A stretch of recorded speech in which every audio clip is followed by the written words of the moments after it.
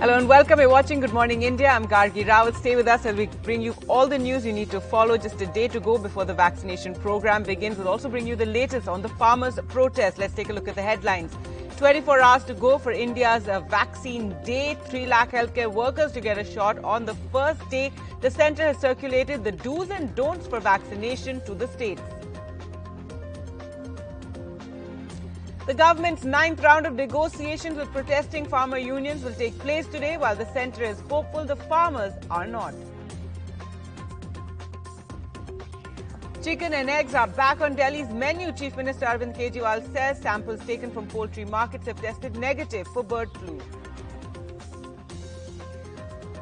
And there was Pongal politics in Tamil Nadu. BJP chief JP Nada and Congress's Rahul Gandhi visited the state. Rahul attended a Jallikattu event while Nada was seen in a traditional veshti. It's the coldest January in decades. Srinagar recorded its coldest night in 30 years at minus 8.4 degrees. North India shivers.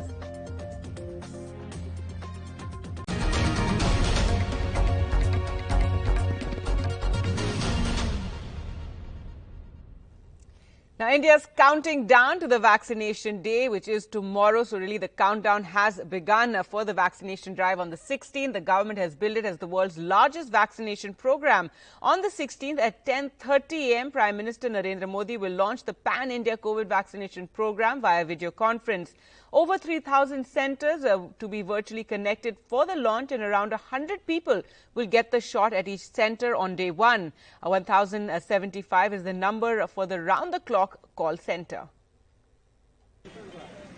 At 10:30 a.m. on Saturday, the moment the Prime Minister launches the vaccination drive, these boxes will be opened across the country. In the biggest vaccination drive in the world, around 3 lakh healthcare workers will be vaccinated on day one. There'll be around 3,000 vaccination centres across the country and 100 vaccinations per day in each centre. We will start with 3,000 centres in the earliest phase. Then in another 2 weeks or so, the centres will be ramped up to more than 5,000 and much more ramping up. Sources have told NDTV recipient will not be given a choice to choose between Covaxin and Covishield vaccines, and there won't be mixing of vaccines in any centre. As the concerns over the safety and efficacy data of Covaxin still continues, officials again assured that both the vaccines have been cleared after due process. बिल्कुल डरना नहीं चाहिए. उनको तो role model बनना है. उनको तो रोल मॉडल बन के दिखाना है. उनको सबसे पहले चिन्हित किया गया है ताकि उनकी सेवाएं प्राप्त होती रहें. The program has been planned to inoculate 1 crore healthcare workers first, followed by 2 crore frontline workers. Government has set a time frame to complete registration of frontline workers for vaccination by the 25th of January. The drive will intensify in coming days. For example, Delhi will begin with 81 sites and increase to 1,000. हफ्ते में 4 दिन vaccine लगाई जाएगी. सोमवार, मंगलवार, गुरुवार और शनिवार. In Bengaluru, 6 centres have been identified which fall under the BBMP, which is the Bangalore Bruhat Mahanagar Palike. At least 100 people have been identified and are expected to get vaccinated at this hospital on the 16th of January as part of the final COVID-19 vaccine drive. In our hospital, we are identified and uploaded into the recent portal 200 members. So on the first day, 100 members will be given. So second day will be 100 members will be given.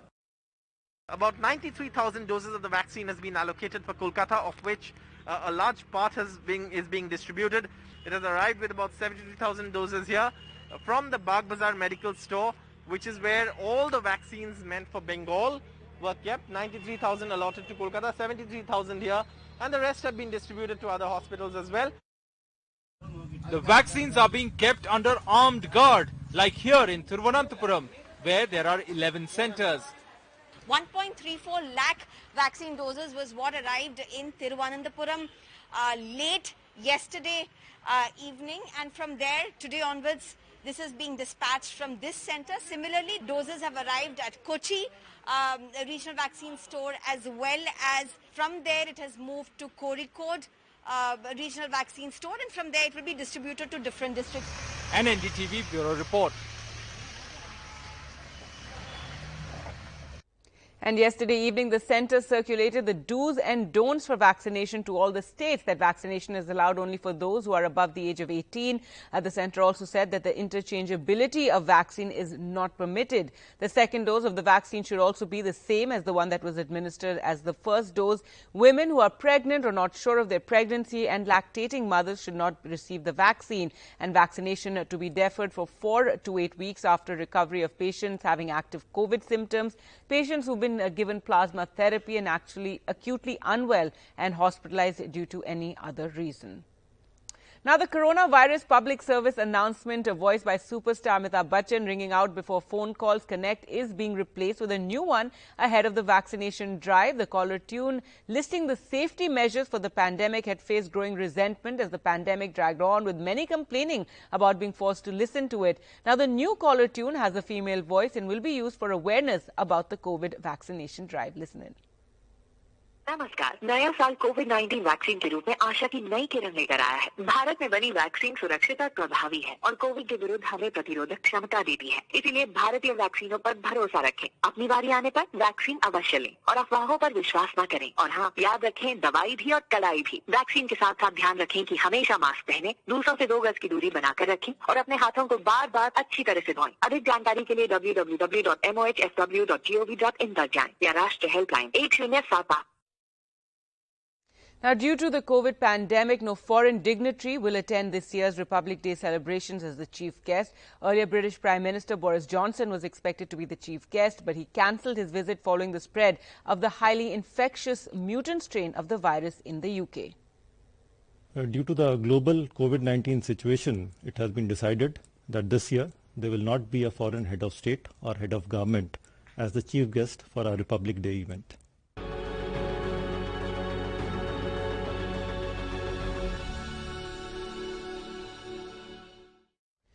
And it's day 51 of the farmers' protest. The government's 9th round of negotiation with protesting farmer unions will take place as scheduled today, and the centre is hopeful of a positive discussion.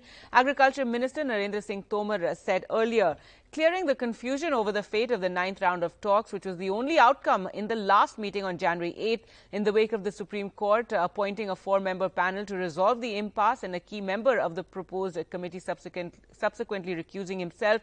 Tomar said the talks would take place. Farm leaders too said they would attend the talks, but added that they don't have much hope as they will not settle for anything less than the repeal of the contentious farm laws.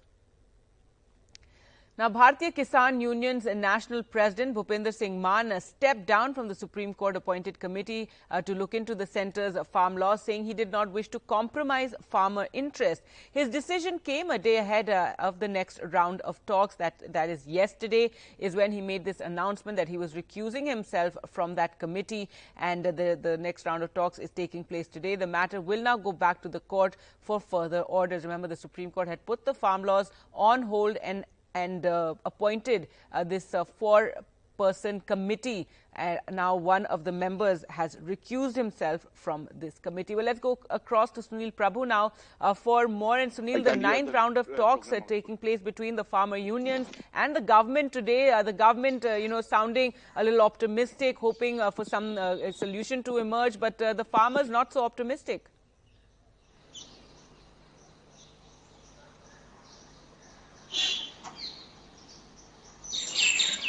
Right, Sunil, if you can hear me? Yeah, Gargi, good morning. Good morning. I was just saying it's the 9th round of talks. Today, and of course, it's going to be an important day in terms of the fact that, even despite the Supreme Court's directions for setting up a committee and looking into it, the government and the farmers are going ahead with talks. The second most important, of course, with the recusal of one member, they have the farmers union are quite happy that they have somebody in their support who has come out in their support, and it's in that context that the pressure will continue to be on the government. Both the farmers unions have rejected so far the Supreme Court's backed committee which they had formed, and yet we are yet to hear from the government on whether they are going ahead with this committee and what its contours are. So it's in that backdrop now that these talks, which are slated the 9th round, and we'll have to wait and see on the legal guarantee of the minimum support price, what the government's position is, because every time there is a meeting, there are further amendments, further dilutions that take place. All right, Sunil, thanks so much for joining us with those details. So the 9th round of talks to take place today. In other news, the Ghazipur poultry market in Delhi and others that were closed as a precautionary measure due to bird flu will be reopened. Chief Minister Arvind Kejriwal said the January 9th order, which also imposed restrictions on import of chicken from other states, was reversed hours after the Delhi Animal Husbandry Unit confirmed that no bird flu has been detected in the poultry samples sent from the city. The Delhi Chief Minister tweeted that samples taken from the poultry markets have tested negative for bird flu, have directed to open the poultry market and withdraw the orders to restrict trade and import of chicken stocks. News now from Karnataka, and the cabinet expansion in Karnataka has left many BJP hopefuls unhappy. But Senior Minister Suresh Kumar says that even though there has been natural disappointment, things are under control in the party. Maya Sharma reports. Strong and public criticism of the selection of new Karnataka ministers made by Chief Minister B.S. Yediyurappa. ಕೆಲವೊಂದು ಸಿಡಿಗಳನ್ನು ಇಟ್ಟುಕೊಂಡು black mail ಮಾಡ್ತಾ ಇದ್ರು.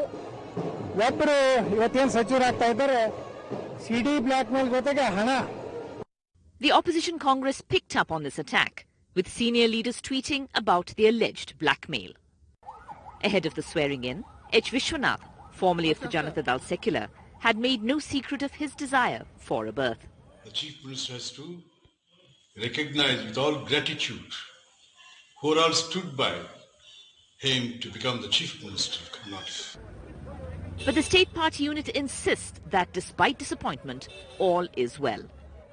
Yes, that disappointment will be there, that heart burning will be there. In few cases, it may be genuine also. In spite of the genuine disappointment, no major problem. It took almost 1.5 years for B.S. Yediyurappa's cabinet to become almost complete. But despite the long delay, the many consultations, there seems to be no magic formula to avoid the sharp disappointment and criticisms of those left out. With Govind Murthy, Maya Sharma in Bengaluru for NDTV.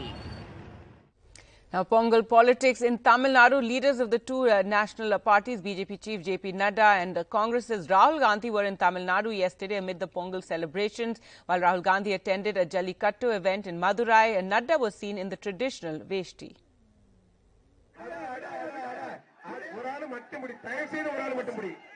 Congress leader Rahul Gandhi at Madurai to watch Jallikattu, a bull taming sport, and BJP chief JP Nada in Chennai for Pongal celebrations. Both national leaders on a political pilgrimage during the harvest festival to Tamil Nadu ahead of elections due in May. The state BJP in Tamil Nadu has called out Rahul Gandhi's attempt to reach out to Tamils, pointing out that it was UPA's Environment Minister Jairam Ramesh who banned Jallikattu, calling it barbaric, and that it was the BJP government that revoked it later. However, critics point out that BJP's Menaka Gandhi was even more a vociferous critic of Jallikattu, and that it was the massive protest on the marina that got Jallikattu back. Rahul Gandhi, however, dismissed allegations of animal cruelty and spoke of how lovely it was to experience Tamil culture. 2 motorbikes were gifted on his behalf to winners. The Jallikattu is being organized in a systematic and safe way. The government is not just neglecting them. The government is conspiring to destroy them. The Congress leader, eating from the traditional banana leaf, sitting along with the local women, also presumably meant as political messaging of appreciating Tamil culture.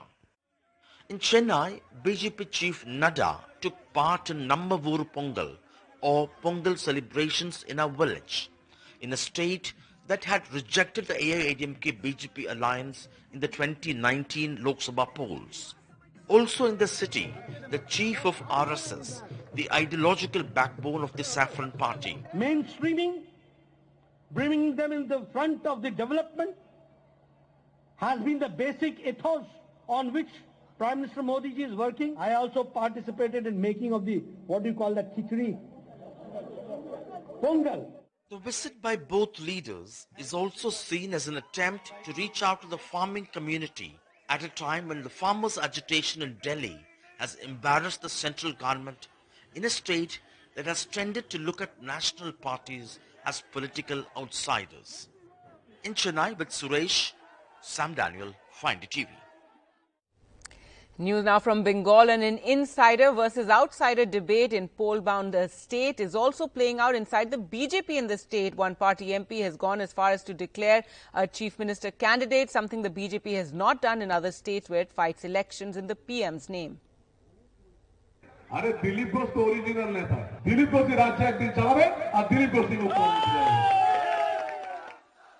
BJP MP Shomitra Khan putting the party's Bengal chief Dilip Ghosh firmly in the chief minister's chair post-elections. Shuvendu Adhikari, he said, would be Trinamool wrecker.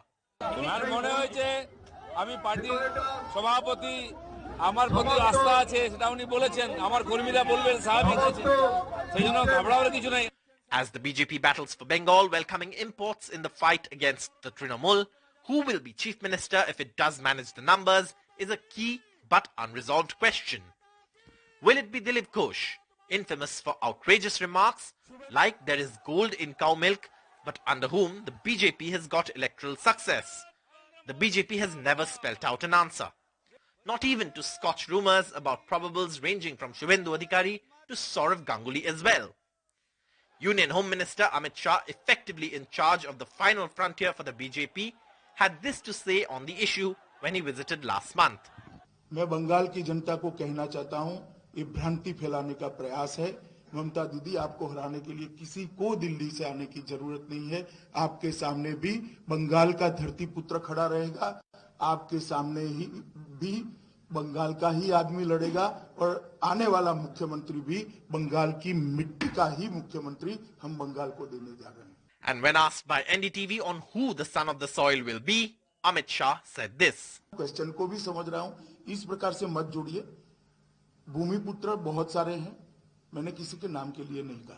The Trinamool Congress, while reiterating Mamata Banerjee remains the strongest face in Bengal politics, is also stirring the pot. BJP has not yet found a face for West Bengal as compared to Mamata Banerjee. But I can only say one thing.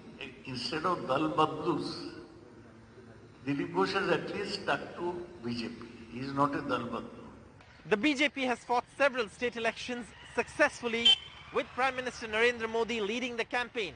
But will that strategy work in West Bengal, where the rival has the entrenched grassroots leader Mamata Banerjee leading the charge? Or will the BJP adapt here in West Bengal to try and win?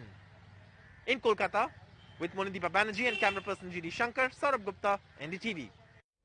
News now from Rajasthan, where 7 people died in Bharatpur district over a period of 3 days, while several others were undergoing treatment in hospital after consuming illegally brewed spurious liquor, is what officials have said. According to the officials, 4 people died of methyl alcohol poisoning on Tuesday night and Wednesday, while 3 more people passed away by the early hours of Thursday.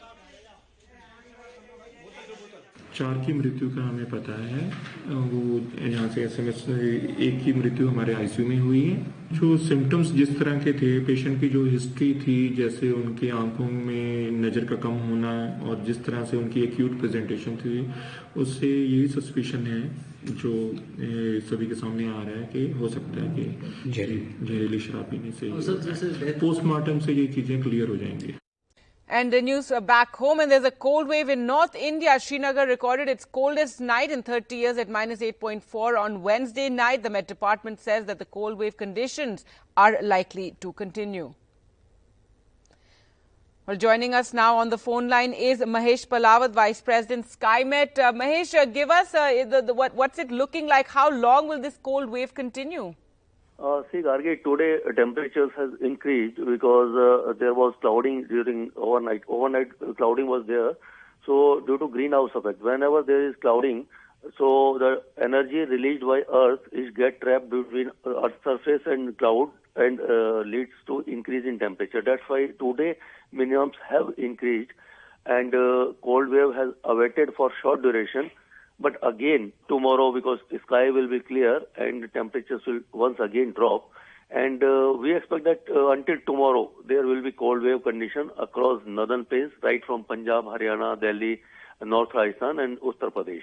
And by day after tomorrow, temperatures will start increasing marginally.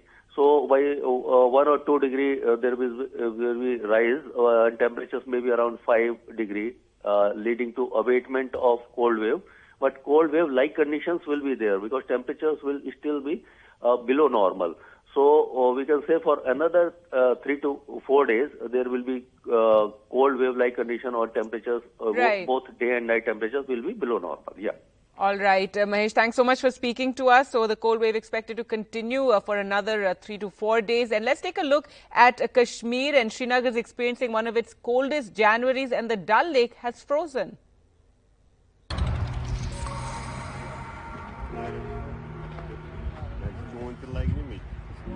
The Dal Lake frozen.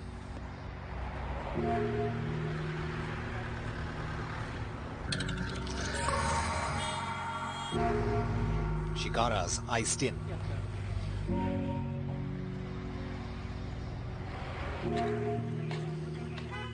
The last night was the coldest night in Kashmir in last 30 years, hitting minus 8.4 degree. The extreme cold wave froze all water bodies in Kashmir. पूरा डल lake जम गया है. ये जो पानी है इसको कांच बन गया है. नलकों में पानी नहीं है. नाव चलाने वाले को तो बहुत मुश्किल होता है. उनको तो रास्ता निकालना बहुत मुश्किल होता है. The suffering has been compounded by a shortage of supplies. Kashmir's only road link in the south that connects the region with the rest of the country has been cut off when on Sunday this bridge collapsed.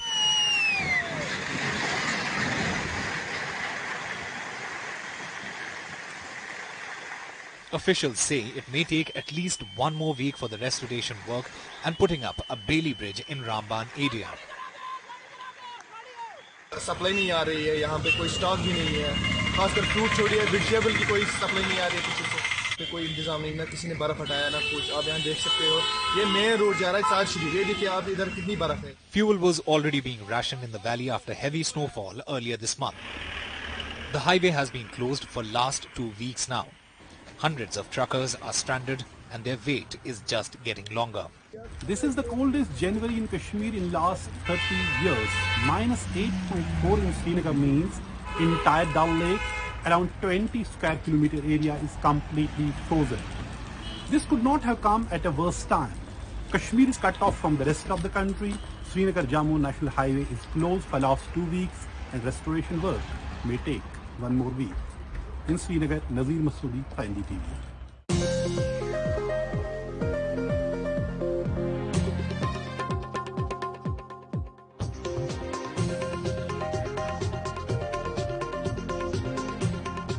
Welcome back. News from Bengaluru now. And Namma Metro, the Bengaluru Metro added 6 kilometers to its north-south line. In the Green Line, this is expected to benefit around 75,000 commuters. The MD of the Bengaluru Metro Rail Corporation spoke to NDTV's Maya Sharma at one of the new metro stations. We're inside a brand new metro station on the Green Line where just over 6 kilometers of a new extension to Namma Metro has been inaugurated. Joining us, the MD of BMRCL, Mr. Ajay Seth. So it must be such a feeling of accomplishment when this thing finally gets done. Yes, it is a matter of satisfaction, but we also realize that it is a long story to be covered. In the sense, a lot of challenges are there. We have done just 6 kilometers on the phase 2, another 66 to go, and of which we expect that 8 kilometers will be doing this year itself. And Honorable Chief Minister has set a tough goal for us. When India turns 75, Bangalore Metro becomes 75 kilometers. Wow. So 75 kilometer network in another 2 years. And then he has set up even a more tougher goal, saying by 2025, we should be 172 kilometers.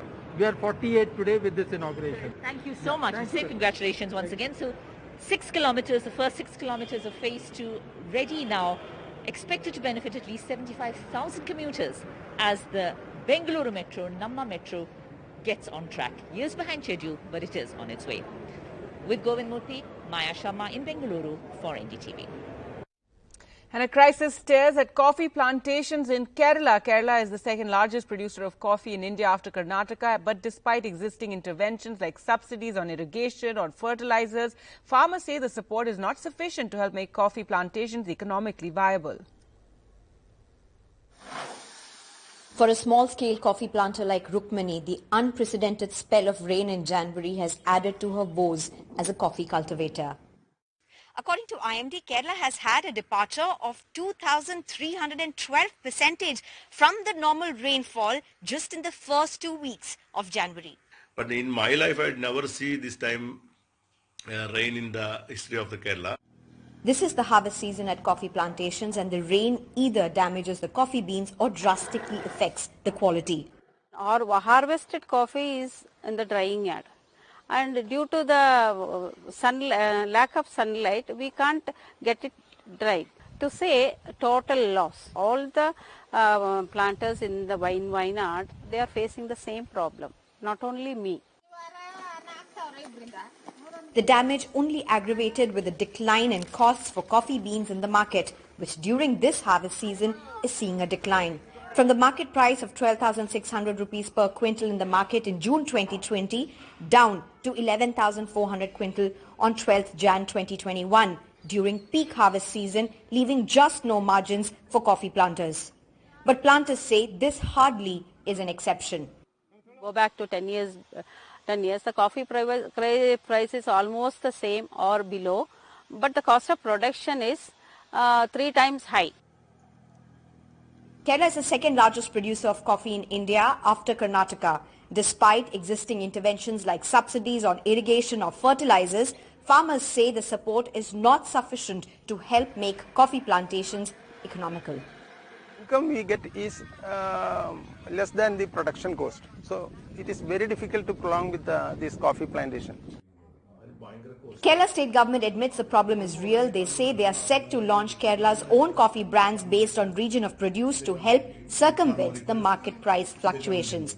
We are trying to make our own brand. We are trying to make a farmer producer organization, help them for the machineries and all the help we will do. Nothing short of a crisis, with plantation owners saying that they are not only bearing the brunt of fluctuating market prices, but also perhaps climate change. Many of them saying they have not seen such January rainfall in their lifetime. With stringer Anubodh Terail, Sneha Koshi for NDTV. Welcome back. Now, for the first 5 years of the NDTV Dettol Banega Swachh India campaign, we spoke to you of how crucial it is to live in clean surroundings. Last year, we made the natural transition from Banega Swachh India to Banega Swasth India and linked cleanliness and hygiene directly to health. Now, with the COVID ravaging the world, our message this year is simple. To prevent such pandemics, our behavior is key to not just our own healthy futures, but also for everybody's healthy future.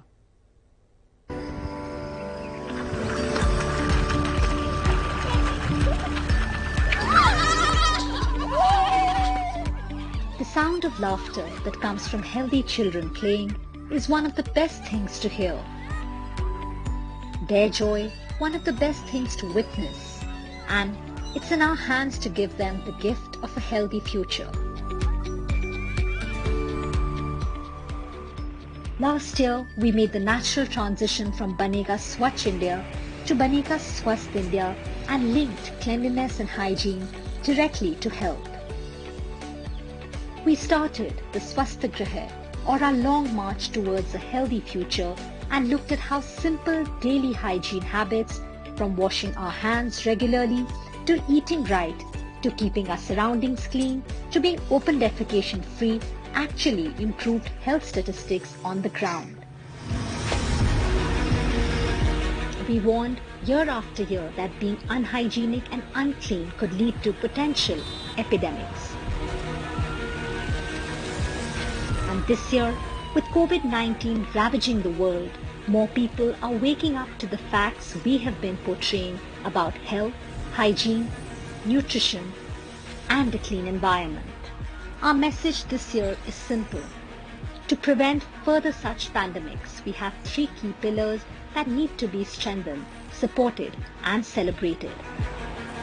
Health, hygiene, and the environment. How our behavior is key to not just our own healthy future, but for everybody's healthy future. If children can learn so quickly, we can do no less, and we owe it to our future generations to learn and change.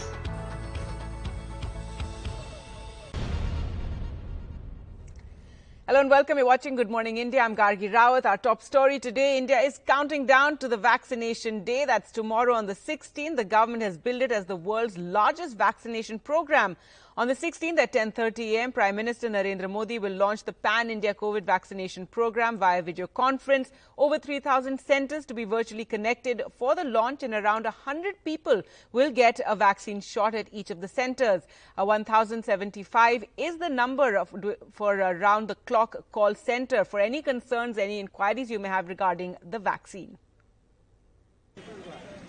At 10:30 a.m. on Saturday, the moment the Prime Minister launches the vaccination drive, these boxes will be opened across the country.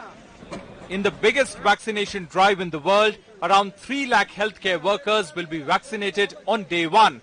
There'll be around 3,000 vaccination centres across the country and 100 vaccinations per day in each centre. We will start with 3,000 centres. In the earliest phase, then if in another 2 weeks or so, the centres will be ramped up to more than 5,000 and much more ramping up. Sources have told NDTV recipient will not be given a choice to choose between Covaxin and Covishield vaccines, and there won't be mixing of vaccines in any centre.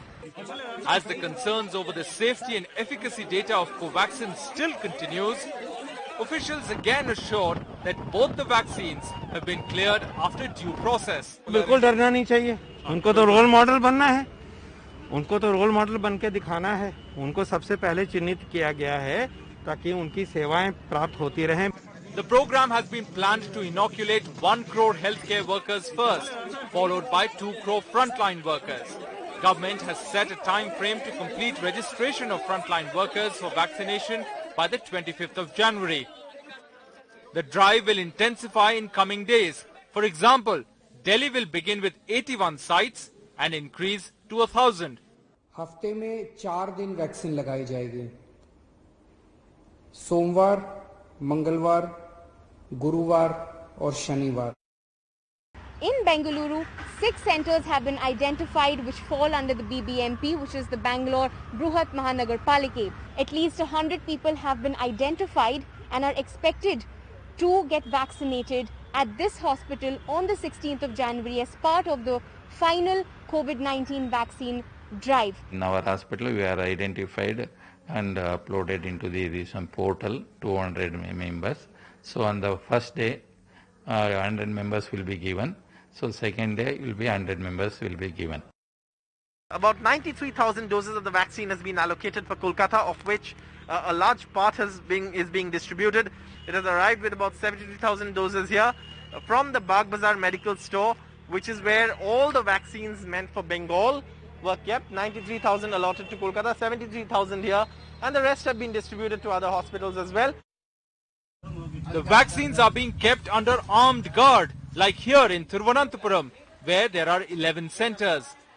1.34 lakh vaccine doses was what arrived in Thiruvananthapuram late yesterday evening, and from there today onwards this is being dispatched from this centre. Similarly, doses have arrived at Kochi regional vaccine store, as well as from there it has moved to Kozhikode regional vaccine store, and from there it will be distributed to different districts.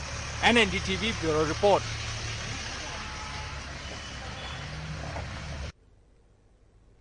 Now, the centre has circulated the do's and don'ts for vaccination to all the states yesterday evening. Let's go across to Sukirti now for more. And Sukirti, finally, just a day to go, 24 hours before the vaccination drive will begin. Tell us more about these do's and don'ts that have been circulated by the centre. The Union Health Ministry has written a letter to the states about the precautions that they have to take during the vaccinations. This includes several instructions, like reiterating the fact that the vaccine is only meant for those who are above the age of 18 years.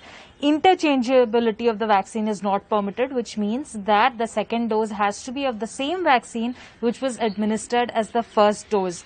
Next, women who are pregnant or not sure of their pregnancy, as well as lactating women, should not receive the vaccine because there are certain health risks involved in case pregnant women are vaccinated. So that is why this instruction has also been added.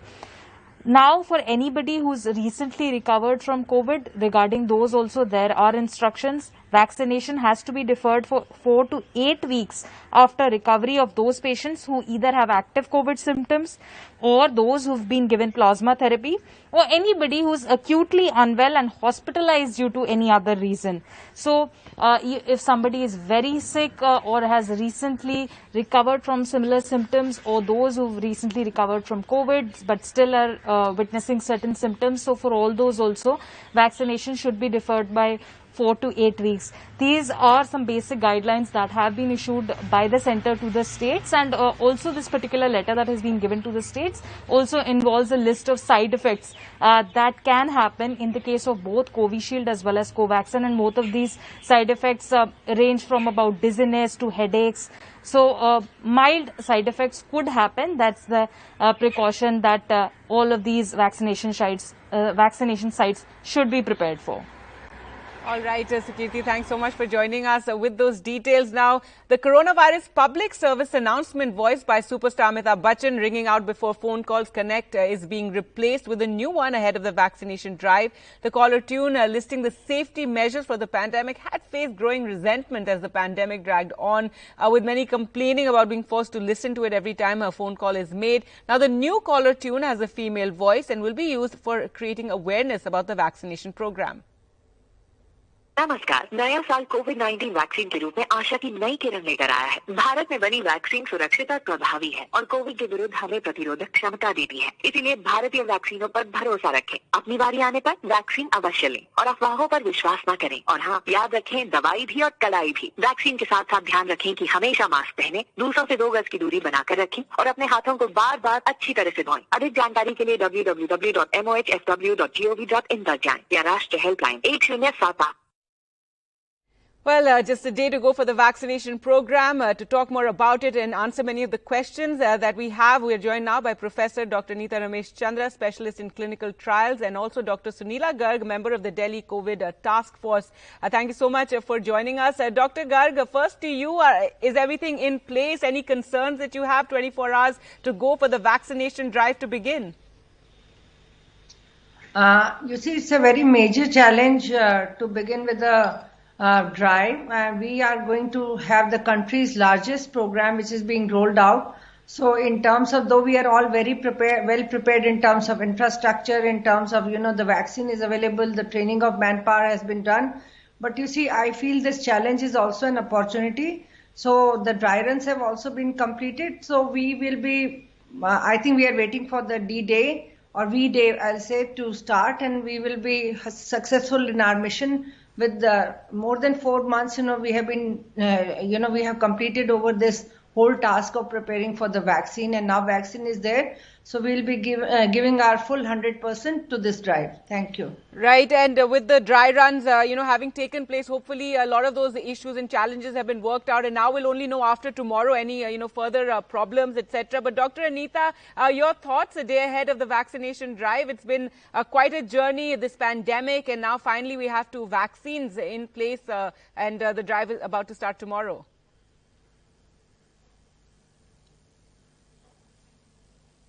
Dr. Anita?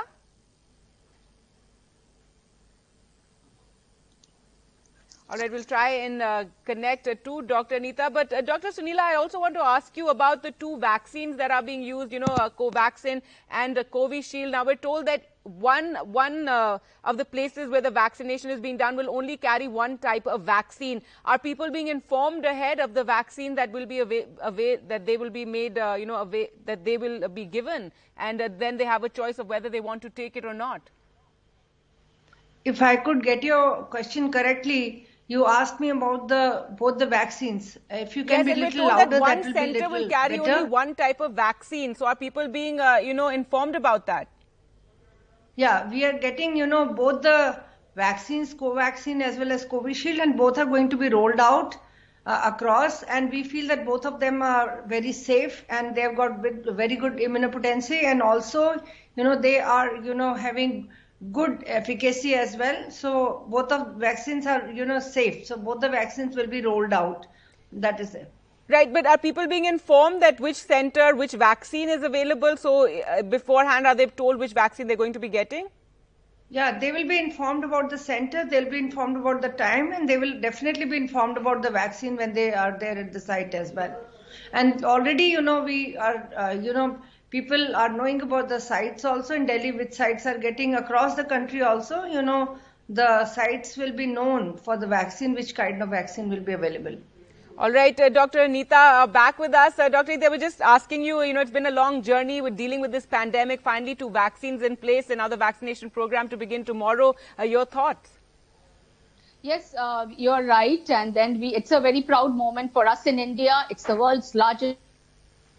We have around our Honorable Prime Minister is going to inaugurate. It's going to be a video conferencing all over the country, 306 centers, and first the healthcare workers. And what I heard, the most important is the housekeeping staffs are the first going to be, and they are a part of the crux of the healthcare system, is going to be vaccinated along with nurses, doctors, paramedics in the first vaccination tomorrow. Yes, the digital platform is also set. That is the CoWIN platform is there, and we all need to abide by the CoWIN platform, and rules and regulations to be strictly followed. Video conferences in on place, and not more than 100 healthcare workers is going to be vaccinated tomorrow. Each healthcare worker will get a 30 minutes time inside the center to observe. And also the government has opened a healthcare line to meet the unmet needs. 1075 is the number for the viewers to call up any vaccine related things. Yeah, and yes, and for half an hour, the people who will be vaccinated will be kept there for half an hour to observe them in case of any, side effects. Yeah. And what kind of side effects are we expecting? Yeah, these 2 vaccines, if you see the phase 3 data, whatever it is in the public domain, does not say there is much side effects except pain at the injection site, sometimes little chills, Riker, that's all, and little fatigue. And this is something common with all vaccines all over the world, and in even India we have. So we don't expect, but then these 2 vaccines have emergency restricted approval. So we do need to observe for 30 minutes. And even once the person goes home, the helpline number, and they are given all details, they can report back, because between the first and the second dose, if you have any problem, yes, please do come back. And as you know, there are many restrictions who can pregnancy, lactation, children, patients with allergies, sick people. Even if you are a healthcare worker, if you are sick, you cannot take the vaccine. And if you already have COVID, you have to have a gap of 8 weeks to take the vaccine. If you have received the plasma for the COVID, again 8 weeks gap. Right. So these rules and these rules were shared by the government yesterday. Regarding Covaxin, however, the Bharat Biotech vaccine, Dr. Nita, there have been some concerns. So the people who receive them will be part of the phase 3 trial, and they'll be tracked similarly, because we still don't have its efficacy data. We don't have its phase 3 trial data. Yes, you are right. See, Covishield has got restricted emergency use. Covaxin also restricted emergency use, but then the clinical trial is running. So the same rules and regulation, taking a consent, informed consent, video consenting, giving the vaccine, observing them, tracking them, it also remains there. And also answering to your previous question, any person gets Covishield, the second dose is also going to be Covishield. Anybody getting Covaxin should be also the second dose to be Covaxin. And at this point of time, we should not discriminate. And previously the 2 companies have already signed an MOU and given to the government that they are going to work together and not discriminate between them. But we are proud that they are all Indian-made vaccine, and we will do well, and it will protect the mass of the people.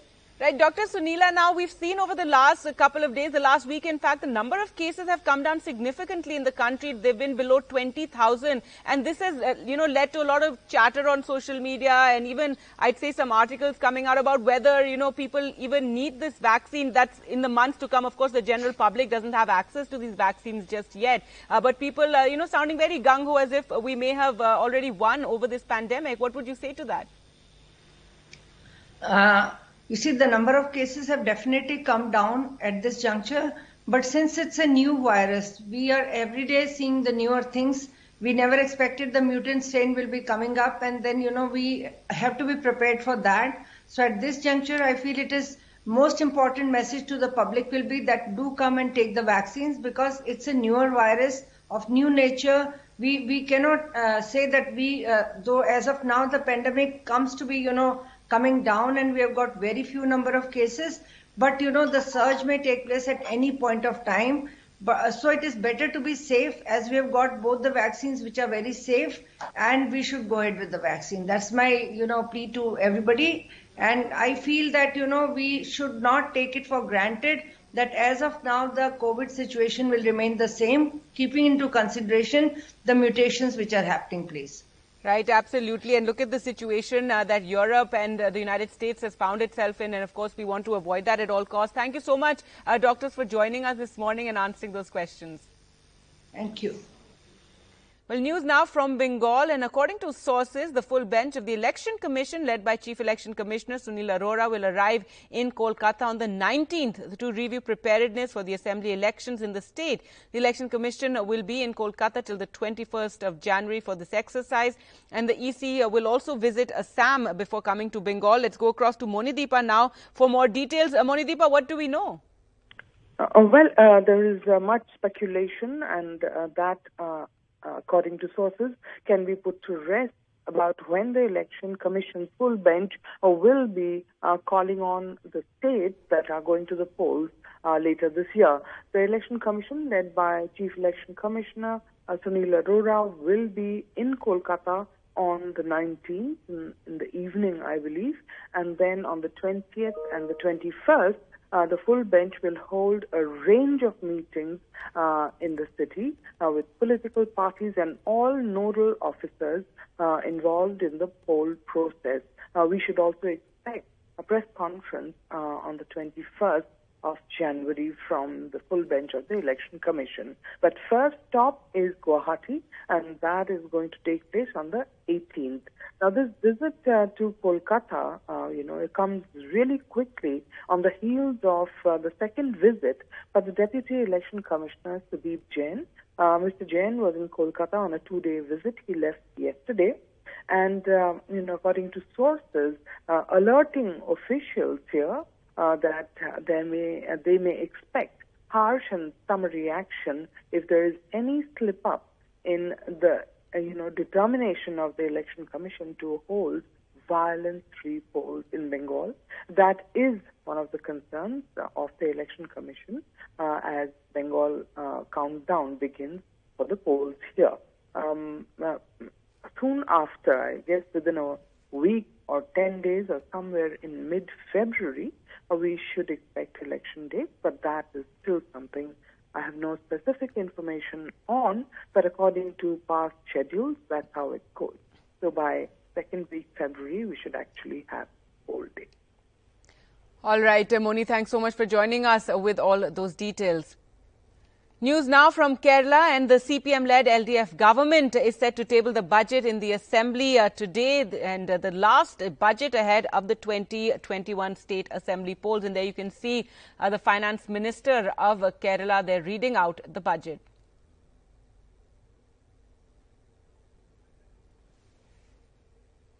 Remember, it's been a challenging time for the state, and as we said, this is the last budget ahead of elections which are due in the state later this year, sometime middle of the year. And it's been a big challenge this last year with the pandemic and, of course, the manner in which it's hit all the budgets of the states, their finances.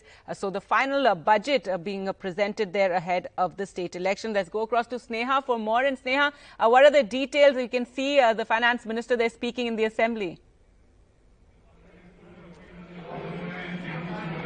Well, in fact, the speech has already begun, and Thomas Isaac, the finance minister, has begun his speech with a poem written by a class 7 student of GHS Government Higher Secondary School, Palakkad, which talks about prevailing over COVID-19. Well, that also sets the tone for the budget.